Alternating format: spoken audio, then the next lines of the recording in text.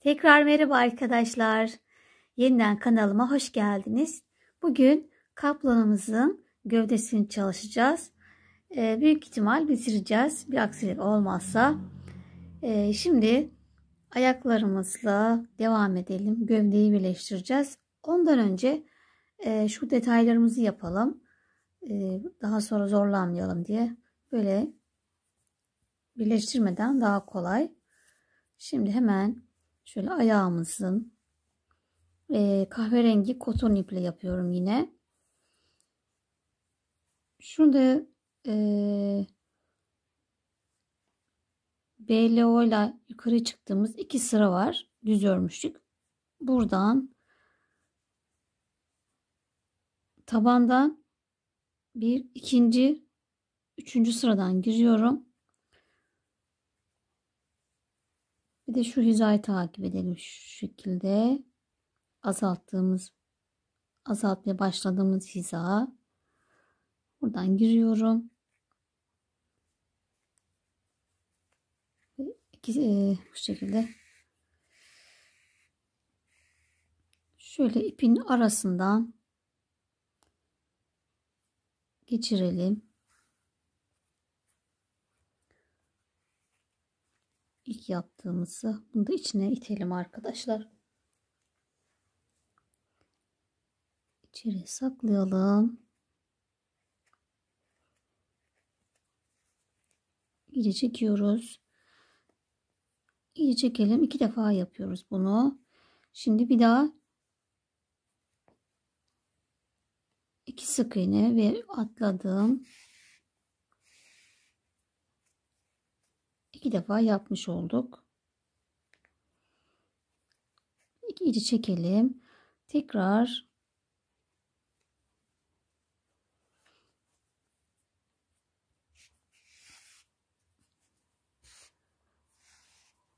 genelde 2 sık iğne aralıkla yapıyorum. Şimdi bir dahakine bu tarafa kayıyoruz.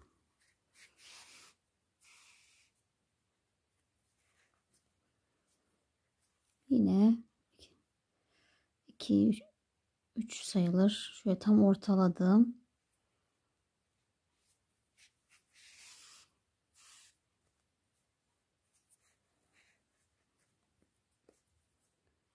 Yeniden alttan 2 sık iğne.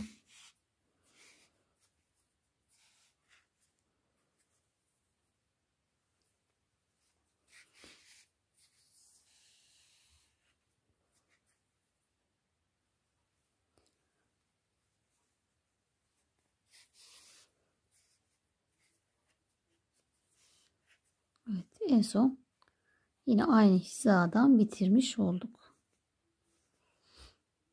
Buraya az olmuş. Artık yapacak bir şey yok. Bir daha uğraşmayayım.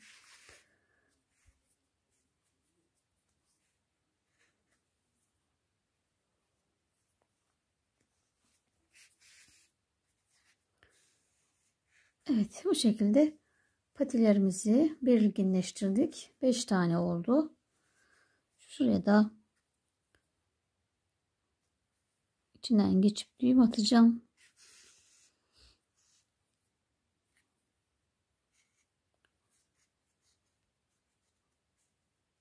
Aynı yerden yukarıya çıkıyorum.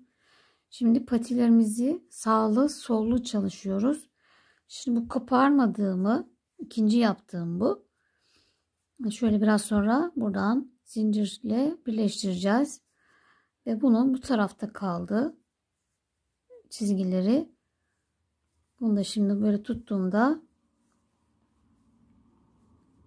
diğer taraftan simetrisi olarak ters olarak diğer yönümüz burası olacak. Bunlara dikkat edelim. Şöyle önce bir ortalıyorum. Hemen sarının turuncunun birinci sırasından çıkıyorum. Çıkamıyorum. İğne kısa geliyor böyle şeylerde. Evet, şimdi dediğim gibi ben de karıştırdım. Şimdi böyleyse buradan birleştireceğiz. Kahvenin bu tarafa doğru çalışacağız. Evet, şimdi bu tarafa gideceğim. Şimdi buradan çıkmıştım. Aynı yere batıyorum. İçinden geçerek çok çekmiyoruz. Hafif içine girer yoksa. Tekrar bir sık iğne ileriden çıktım ve çekmiyorum. Rahat bırakıyorum. Yeniden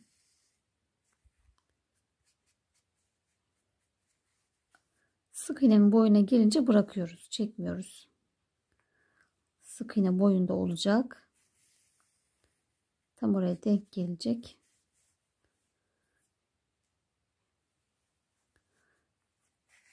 Evet, işlemi bu kadar. Bu yarıya gelene kadar yapacağız. Daha sonra 2 sık iğne yukarıdan devam edeceğiz.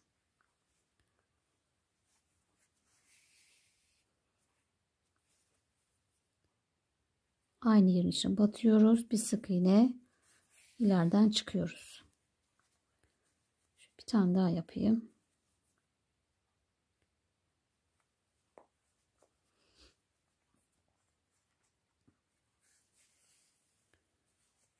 Evet, şimdi burayı yaptık. Birinciyi yaptık. Şimdi yarısına kadar geldim. İkinciyi yapacağım. Şimdi bunu aynı yere batarak sabitliyorum. 2 sık iğne yukarı çıkıyoruz. 1, 2, bir tane kaydırıyorum. Böyle ikisi aynı boyda olmasın diye. Uzunluk kısalığı olması için. Evet, şimdi bu tarafa dönüyoruz.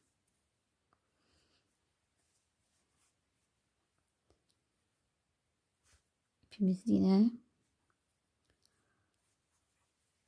bu şekil tutuyoruz.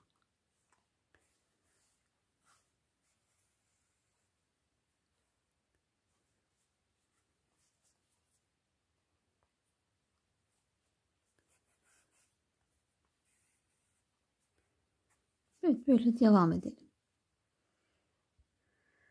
Evet, bitirdim arkadaşlar. Yine bir sık iğne bu tarafa kaydım. İkisini aynı boyuna yapmadım. Aynı yer dibine batarak ipimizi oraya sabitliyoruz. Arkadan da düğüm atacağız. İçinden geçiriyorum.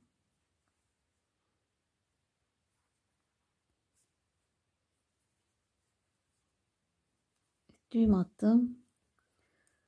Ve artık kesiyoruz ipimizi. İçeride kalacak. Evet, bunu da bitirdik. Şimdi hemen birleştirmeye başlayalım. Evet, şimdi kaldığımız yerden devam ediyoruz. Birinci bacağı ördük, kopardık. İkinci bacağımızda burada kalmıştık en son. Ve buradan sonra şimdi bacakları birleştireceğiz. Sıra başımız burasıydı.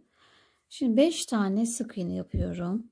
1, 2, 3, 4 ve 5. Şeyi bulmak için de şöyle ortadan katlıyoruz. Tam ortasını bulup şu şekilde 3 zincir çekiyorum. 1, 2, 3. Diğer bacağımı da alıyorum. Bunu da şu şekilde katlıyoruz. Tam düz gelecek şekilde ve şu tığımın geldiği yer şurası ve buraya ikisini birleştiriyoruz. Evet, bu şekilde 3 zincirle birleştirdik. Şimdi hepsine tek batıyoruz. Birleştirdiğimizle beraber 1, 2, 3, 4, 5. Evet, 21 tane sık iğne ördüm. Zincire geldim. 5. zincirin aynı dibine bir daha yapıyorum. 21, 22. 3 zincire tek batacağım.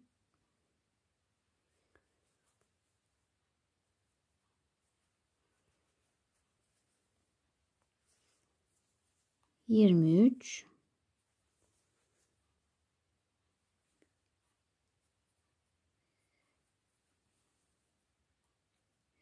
Bunlar biraz zincirleri görmek zor oluyor. Evet, 24 ve 25 oldu. Şimdi yine aynı dibine batıyoruz delik olmasın diye. 25 dibine battım. 26 oldu. 27, 28.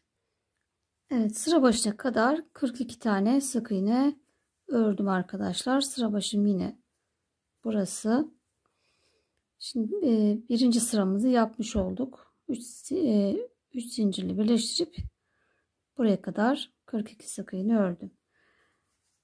Çok da sayılara takılı kalmayın arkadaşlar. 1-2 eksik fazla. Şimdi yine hepsine tek batacağız. Bakalım kaç tane sık iğnemiz olmuş. 1, 2, 3, 4, 5. Zincir üzerine geldim. 5, 6,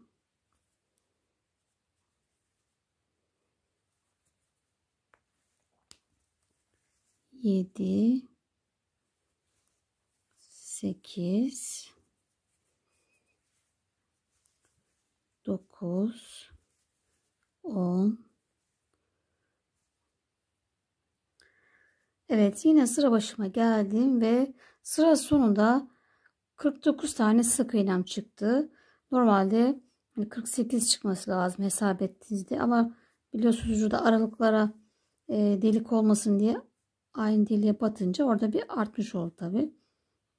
O yüzden 49 benimki şu an. Dediğim gibi çok sayılara 1-2 eksik fazla takılı kalmıyoruz. Aynı olmasını istediğiniz zaman da hemen bir tane arttırma yapın veya eksiltme yapın arkadaşlar.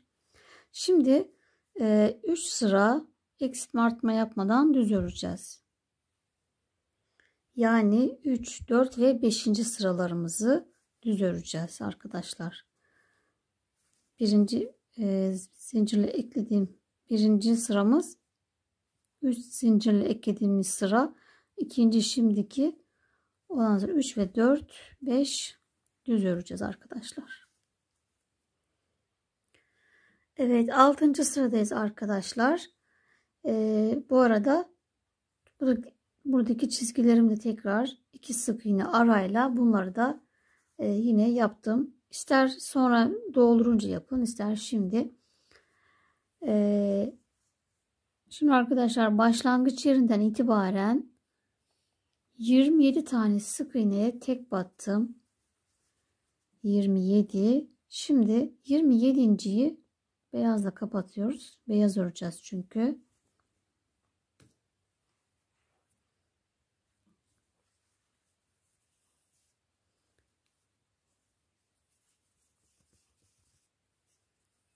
Beyaz şöyle bir sabitleyelim.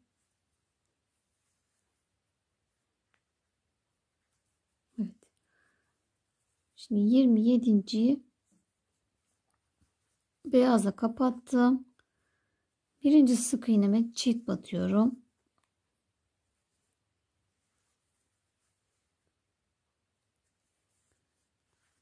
Beş tane tek batalım. 1, 2, 3, 4, 5 ve yine bir tane çift batıyoruz. Başta ve sonda çift yapıyoruz. Bu arada ikinci çifte turuncuya geçiyoruz. Başta ve sonda birer tane arttırmış olduk.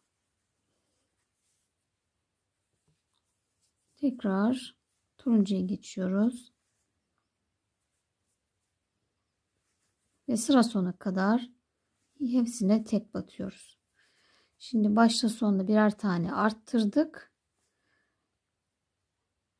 2, 3, 4, 5, 6, 7, 8, 9 tane beyazımız olmuş oldu. Şunu da arkaya tekrar şöyle bağlayalım. Turuncuya. Şimdi sıra sona kadar hepsine tek batalım. Evet, geri kalan 15 sık iğneyi tek battık arkadaşlar ve 2 tane arttırma yaptığımız için sayımız 51 oldu. Şimdi 7. sıradayız ve 7. sıra başından itibaren 26 tane sık iğneyi turuncu ile ördüm. 26.'yı beyazla kapatıyorum. Şöyle beyazımızı çok germeden rahat bir şekilde tutalım ve kapatalım. Ve turuncuya batmış oluyoruz. Beyazlarımız çoğalmış oluyor bu tarafa doğru. 1 2 3 4 5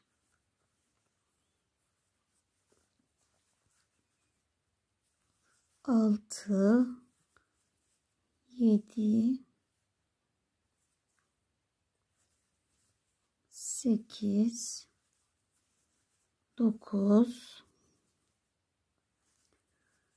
10 ve 11 tane beyaz yapıyoruz ve turuncuyla 11.'yi geçiş yapıyoruz. Turuncuyla kapatıp geçiş yaptık. 11 beyaz örmüş olduk. Yine sıra sonuna kadar hepsine tek batıyoruz. Muhtemelen 14 tanedir. Turuncu bir tane eksilmiş oldu. Sıramızda eksiltme arttırma yapmadık. Sayımız aynı. 51.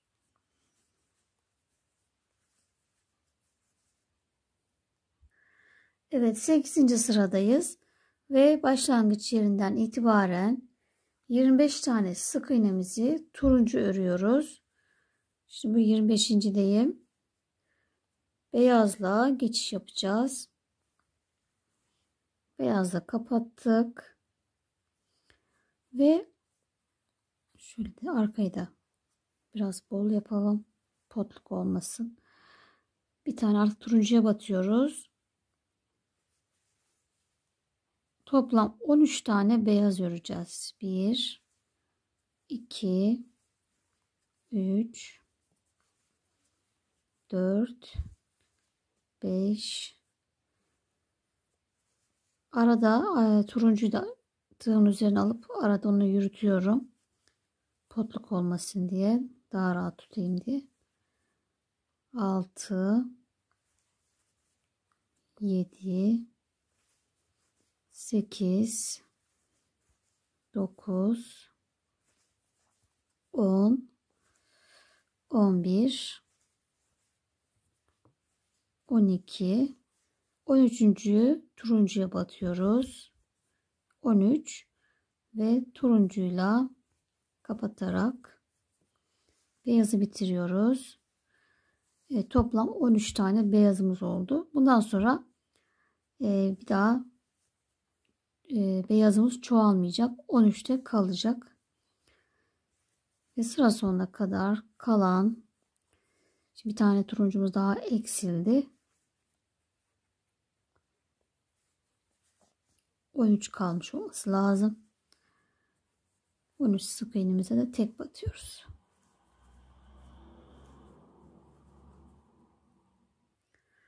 Evet, şimdi 9. sıramızdayız. Bu sırada 4 tane azaltma yapacağız. Hemen bir tanesini başta yapıyoruz. Bir azalttım. 10 tane tek batıyoruz. 1 2 3 4 5 6 7 8 9 10 bir azaltıyorum. 8 tane tek batıyorum. 1 2 3 4 5 6 7 8, bir azaltıyorum. Şimdi bir turuncuya battım ve beyaza geçiş yapıyoruz. Artık beyazları arttırmayacağız. Hep 13 öreceğiz. 13 tane beyaz.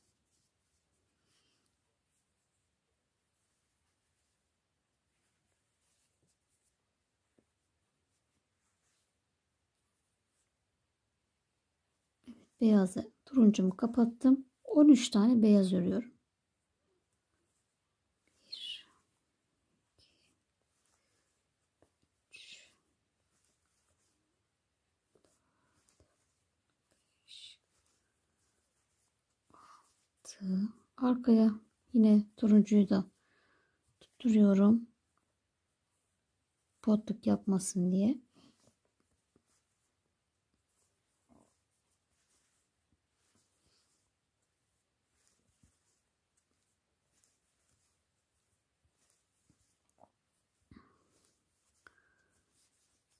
Evet, 13. beyazımızı da yine turuncuyla kapatıyoruz. Bir tane tek batıyorum turuncu, bir azaltıyorum. Geri kalan 2, 4, 6, 8, 9, 10 tane tek kalıyor. Buna tek battık. 4 tane azalmış oldu. Sayımız 47'ye düştü. Evet, 10. sıradayız ve yine aynı şekilde 4 tane azaltma yapıyoruz. Hemen bir tane azaltmayla yine başladım. 9 tane tek batıyorum. 1, 2, 3, 4, 5, 6, 7, 8, 9, bir azaltıyorum.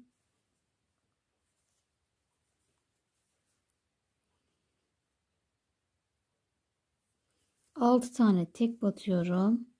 1,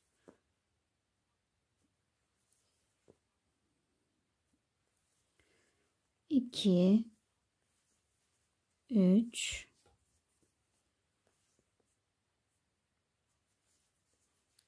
4, 5, 6, bir azaltıyorum.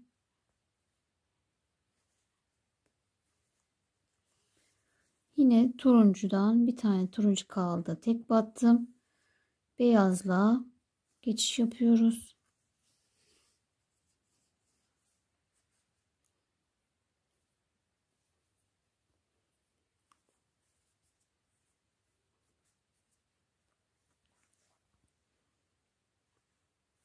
Yine 13 tane beyaz yapıyoruz.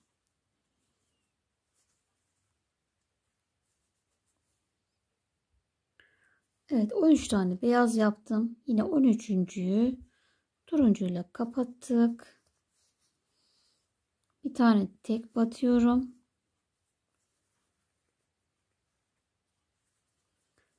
Yine bir azalt.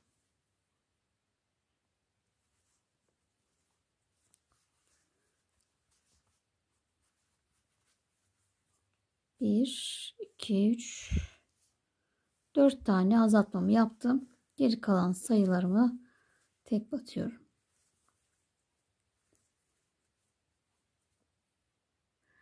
Evet, sıra sonunda 43 tane sık iğnemiz kaldı. Şimdi 11. sıradayız. Yine 4 azaltma var. 8 tane tek batıyoruz. 2, 3, 4, 5, 6, 7, 8, bir azaltıyoruz. 6 tane tek batıyoruz. 1, 2, 3, 4, 5, 6, bir azaltıyoruz. Yine turuncuya bir tane turuncu battık. Beyazla kapatacağız.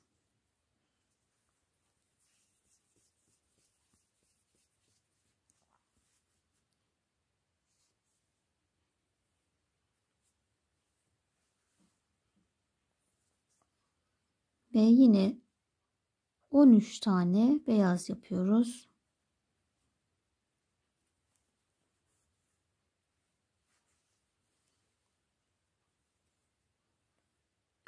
Evet, 13 tane yine beyaz ördüm. 13.'yü turuncuyla kapatıyoruz. Bir tane turuncu ördüm. Bir azaltıyorum.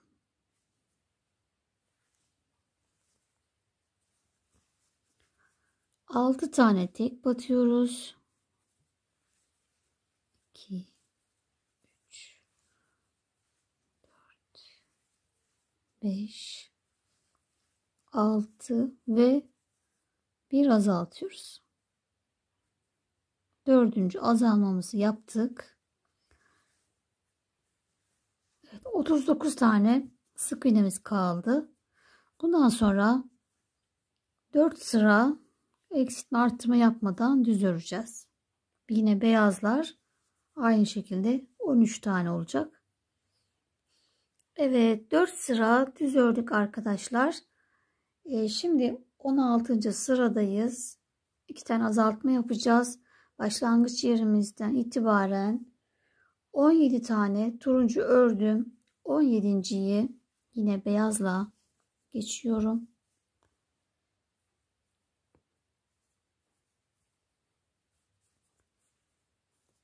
Beyazla kapattım.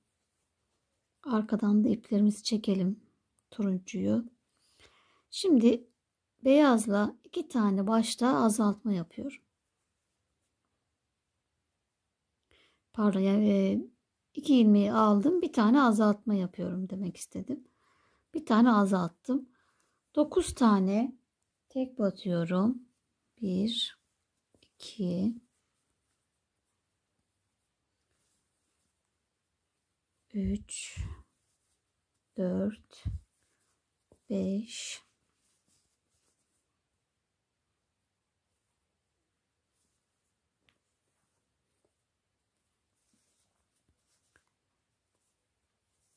6, 7, 8 ve 9.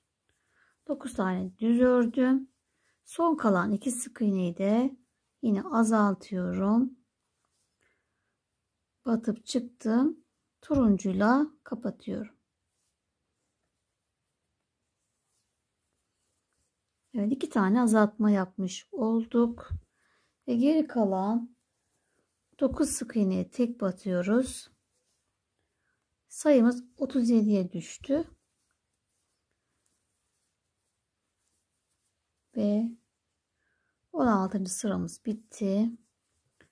İşte 17. sıramızda yine önden beyazdan azaltma yapacağız sadece. Şimdi evet, 17. sıramda yine başlangıç yerinden itibaren 17 tane turuncu ördüm. 17.'yi beyazla geçiş yapacağız.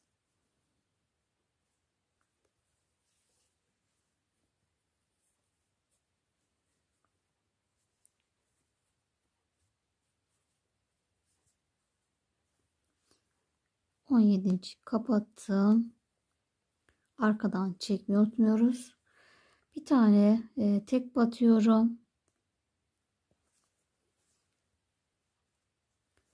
2 tane azaltma yapıyoruz.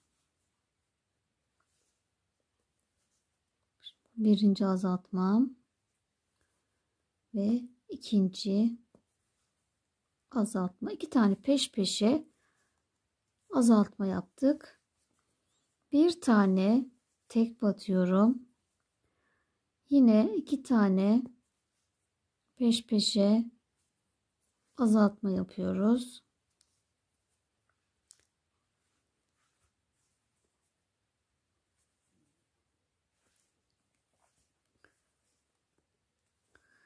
Evet, bir tane beyaz kaldı. Onu da tek battık. Turuncuyla kapatıyoruz.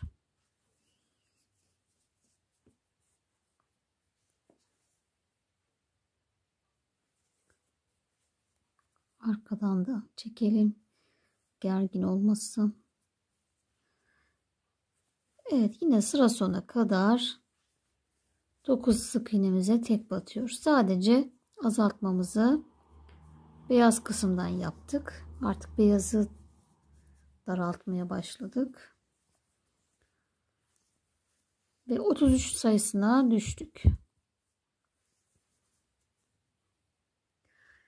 Evet, beyaz kısmımızı artık bitirdik. Burayı kesiyoruz. Şöyle ipimi kestim. Buraya da düğüm atalım. Birbirine bağlayalım. Bitti sayılır. Evet, şimdi arkadaşlar artık beyazdan kurtulduk. Şimdi boynumuzda, kafada 30 tane sık iğne kalmıştı. Ben işte benim sorun olduğu için ipimde bir tekrar alttan daha azaltmıştım. Fakat yine burada 30 bırakacağım. Diğer tarife uymak için. Yani dikerken bir şeyden dikeriz, yani geriden. Şimdi arkadaşlar 18. sıramızda 3 tane azaltma yapacağız. Şöyle belirli aralıklarla 9 tane tek bir azalt yapalım mesela. 2 4 2 4 5 6 7 8 9 tane tek bir azalt yapıyorum. Yani 10 tek bir azalt da olur. Şimdi ben artık öyle serpiştiriyorum 3 tane arttırmayı. 3 4 5 6. Şimdi burayı düz öreceğim. Beyaz kısmı düz örüyorum.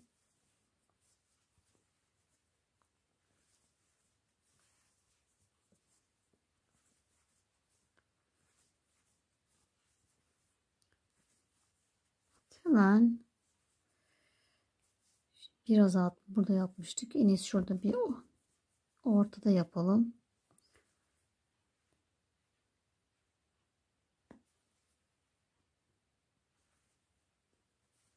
Bir tane ortada arttı. Beyazın ortasında azalttım. Bir de en sonda azaltma yapacağım. Yani dediğim gibi şey olması önemli değil. Önemli olan 3 tane azaltmayı serpiştirmek. Mesela şuraya azaltmayı yapıyorum. Önemli olan dediğim gibi 3 tane azaltmamızı yapmaktı. Ve belirli aralıklarla 3 tane azaltma yaptım. Şimdi bundan sonra 19 ve 20. sıralarımızı eksiltme arttırma yapmadan hepsine tek batacağız. Yani 2 sıra düz öreceğiz arkadaşlar. Ve gövdemizi bitirmiş olduk. Evet, gövdemizi bitirdik arkadaşlar. Şimdi bunu güzelce dolduralım. Bir yandan da kuyruğumuzu örelim. Kuyruğumuz için de yine 3 tane zincir çektim. İkinciye 6 tane sık iğne yapıp kapatıyoruz. İlmek kaydırıyoruz yani. İkinci sırada hepsini çift battık. 12 oldu ve 3 sıra eksiltme artırma yapmadan düz ördüm. Ve şimdi turuncuya geçeceğiz. Yine 3 tane ilmek kaydırıyoruz. 1 2 ve 3. 2 zincir çekip ipimi kesiyorum. Şimdi bundan sonra turuncuyla devam edelim.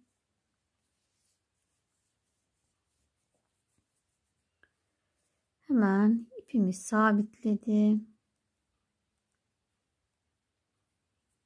İlk ilmek kaydırmanın içine batıyoruz. Tekrar düzgün bir geçiş olması için ilmek kaydırıyoruz.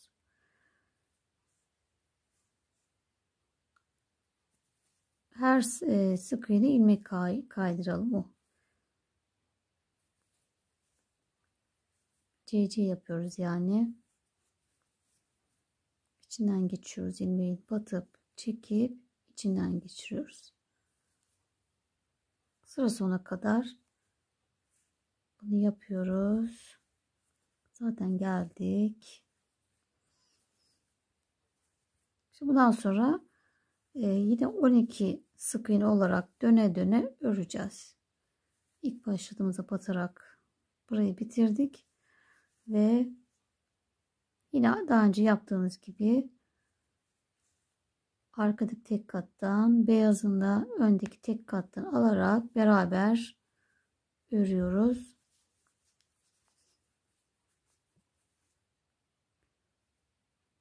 Şimdi döne döne 12 sık iğne öreceğiz.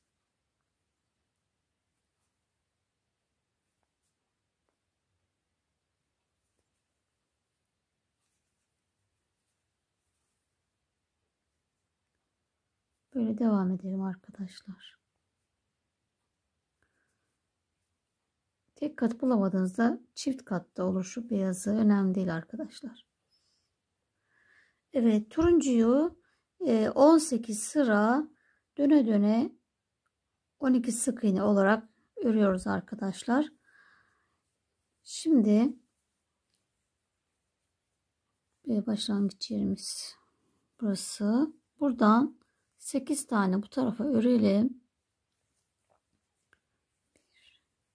2 3 4 5 6 7 8 tane ördüm. Bir zincir çekip dönüyorum. Bir atlıyorum yanındakine. 1 2 3 4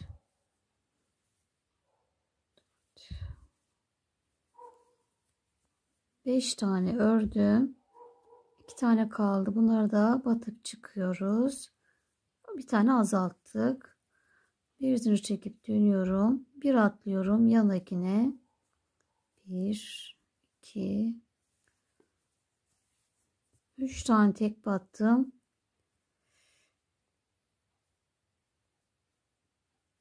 Şeyde görünmüyor da insan. 2 tane kaldı. Yine batıp çıkıyoruz. Azaltıyoruz. Evet, bu kadar arkadaşlar.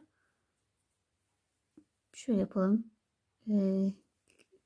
Bir zincir çekip dönelim. Yeniden bir atlıyorum. Yanındakine battım. Geri kalanın hepsine tek batıyorum. Evet, bu şekilde kuyruğumuzu dikme yeri hazırladık. Bu şekilde yapacağız ve ipimi kesiyorum. Zincir yapmayı unuttum tabi. Neyse, sorun değil. Şuraya bir yere tutturayım ben onu. Bakın şöyle bir ilmeğe tekrar şöyle tutturuyorum. 2 tane zincir çekerek buraya sabitledim. Evet, kuyruğumuza çok az bir elyaf koyacağız. Belli belirsiz, çok hafif, çok yumuşacık bir şey olacak. Sakın öyle çok doldurmayın. Çünkü kadife zaten hani kalın. Çok elyaf istemiyor. Hafiften bakın, çok bir hafif doldurdum. Bu kadar. Yumuşacık olsun. Evet, sıra geldi. Dikiş işlerinden. Dikişten önce isterseniz şu çizgileri yapabilirsiniz. Daha önce gösterelim. Yaptığım. Hemen 1, 2, 3, 4, 3, 3. Diğerlerine hep 3 sık iğne aralıklarla şu da örtmüşüm. 3 sık iğne aralıklarla böyle çizgiler yapmışım arkadaşlar. Yarım yarım, yarısı yarısı. Bu şekilde sizler de yapabilirsiniz. Kuyruğumuzu da yine bu şekilde dikeceğiz. Evet. Şimdi dikiş aşamasına geçelim. Evet, kaplanımızın bütün parçalarını bitirdik. Bu arada elimizdeki 2 tane aynı ayakta olduğu gibi patilerini yapıyoruz. 2 tane olacak şekilde şu yukarıdaki 2 sık iğneden hizasından yapıyoruz arkadaşlar. 2 sık iğne bırakıp buradan iyice çektiriyoruz 2 defa. Böyle patilerimizi de yaptık. Çizgilerimiz de aynı 2 sık iğne aralıklı. Gövdede de arka sırtta da yine kahverengi çizgilerimiz var. Yine bunlar da 3 sık iğne aralıklı. Böyle kısalı uzunlu ortada. Şuradan başladığımda bacak eklediğim yerden 2, 4, 6. 6. sıradan başlıyorum arkadaşlar. 6. sıradan sonra 3 sıra aralıklı çizgileri gelişigüzel işte kısadan büyüğe doğru en son küçük yaptım. Kuyruğumuz da yine bu şekilde. Şurası dikeceğimiz yer. Önde görünen yer. Yine burayı da yarım yarım. Bunlar da yine yarım yarım. 3 sık iğne aralıklı. Bunları da yaptıktan sonra şimdi önce kuyruğumuzu bir dikelim. Şuradaki yağ çizginin üzerine koyacağım. Toplu iğneyle tutturalım.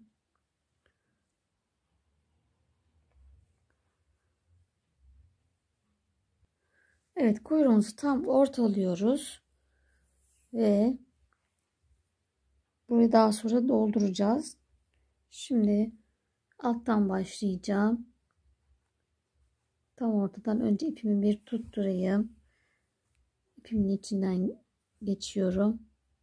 Kadife olduğu için çıkabiliyor. Delikleri geniş olduğu için. Şimdi bunu böyle tutturdum. Bu da içeride kalacak. Şu şekilde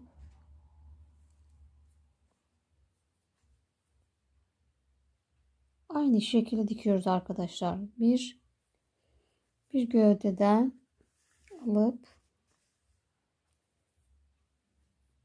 bir kuyruktan alıyoruz.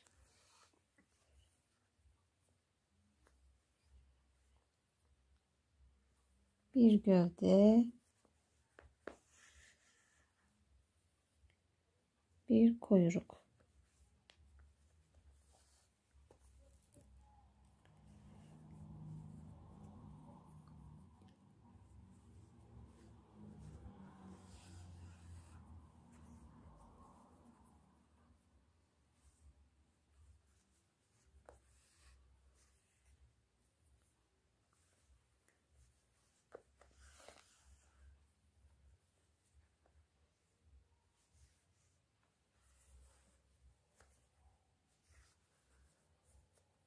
Kuyruğun şekli yuvarlak dönüyor. Ona göre de biz de dikişimizi o şekilde yapıyoruz.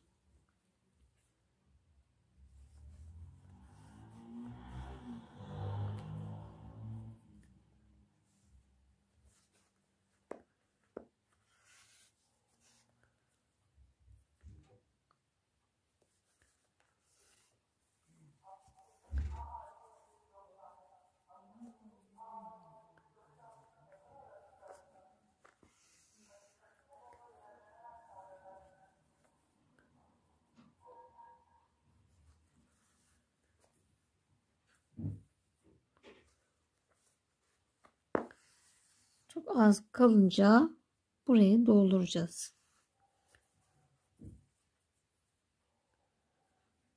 Buraya döndük. Kuyruğumuzu döndük.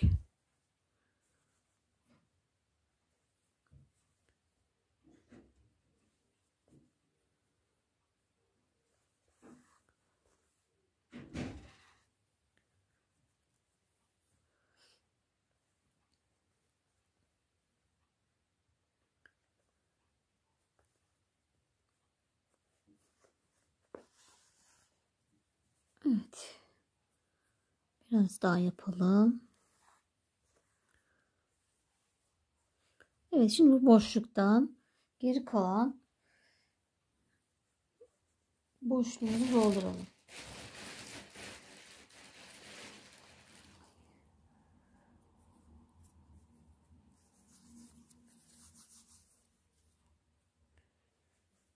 Makasımla itiyorum arkadaşlar. Burayı güzel dolduruyorum.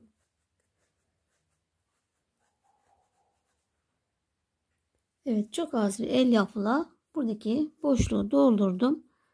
Ve artık son aralığı da dikiyoruz. Başladığımız yere geldik.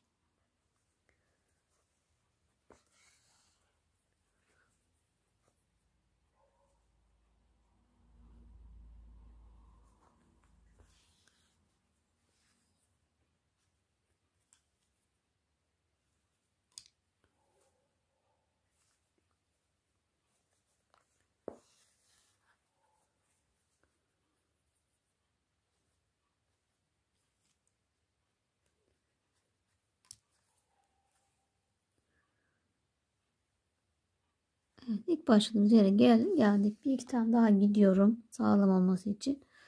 Ve ipimizi kesiyoruz. Önce bir düğüm atacağız tabii.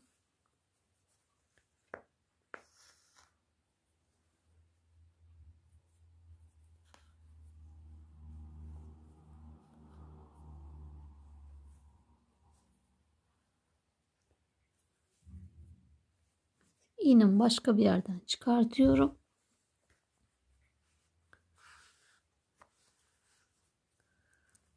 Buradan kesiyoruz.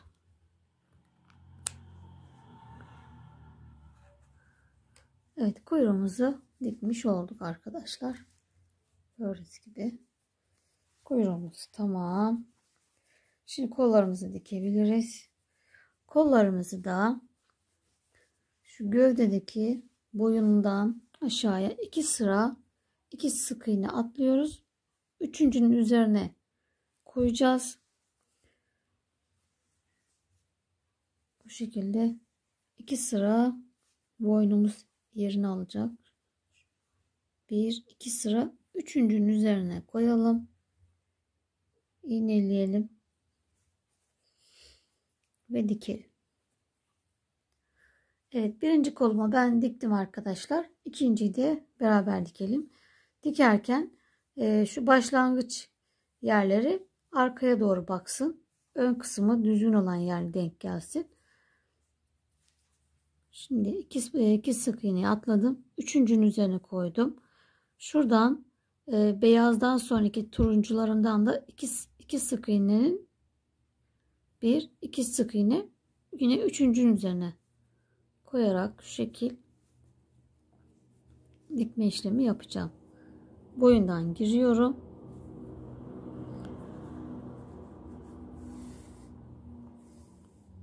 Şimdi bu sağlam bir dikiş için ilk bu sırada birkaç defa gidelim arkadaşlar. Yine çekiyorum. Başlangıç önemli. Sonra kopmaması için.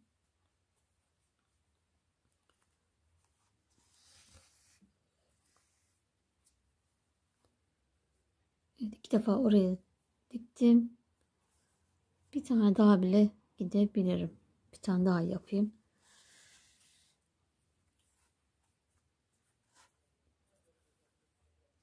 Evet, 3 kere dikmiş oldum. Şimdi bir gerisinden batıp böyle iğne ardı şeklinde dikiyoruz. Üzerinden dikiyorum yani. Tekrar geri gidip bir yandan çıkıyorum.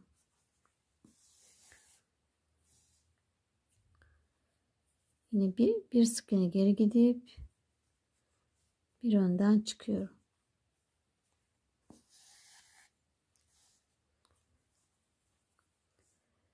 Şimdi buraya da yine birkaç kere dikeceğim. Sağlam olması için.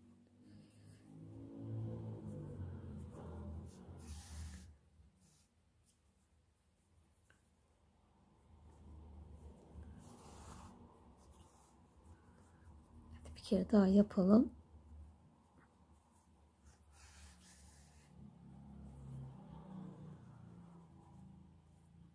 Üç kere de diktim.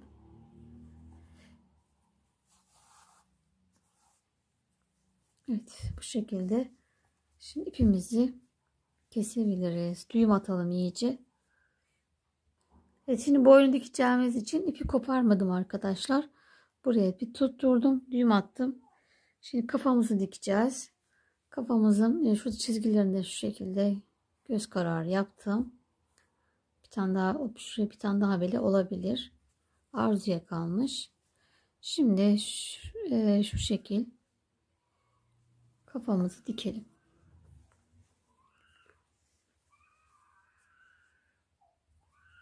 Tam şöyle ortalayalım.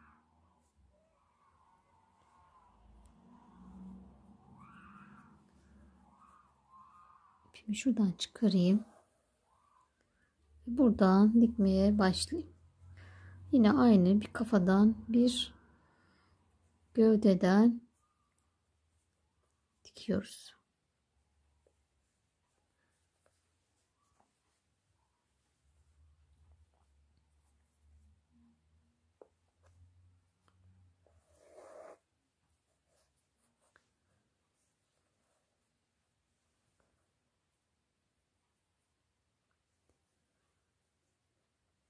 Bir gövdeden hemen hizasına kafadan bir sık iğne yukarıdan dikiyorum. Şunun dibinden değil, 30 sık iğne olan yerden. Ben bir fazla örmüştüm biliyorsunuz ki toparlansın diye. Buradan dikmeye devam ediyorum. 30'a 30 olacak yani. Boyunda 30, kafada da 30 sık iğne denk gelmesi için.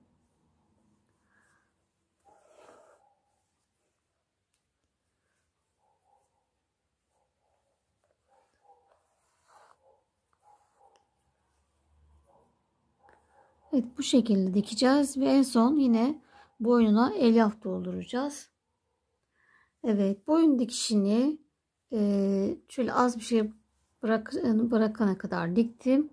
Şimdi bu kısımdan boynumuzu dolduracağız. Araya bir tel veya boru takmıyorum. Gerek olmadığı için. Boynumuz kalın çünkü. Kafayı taşıyabilir. Gayet böyle hazır oyuncak havası olsun. Peluş gibi. Yani kuyruğa da bir şey takmadık, o yüzden doğal bir oyuncak olsun diye. Şimdi bütün boşlukları dolduracağız. Elyafı alana kadar dolduralım. Boyuna doğru. Çok boşluk var daha.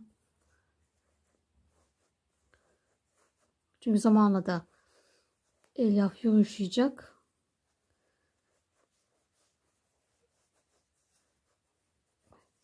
Doldurmaya devam ediyorum. Hala boşluklarımız var. Bakın çok boş.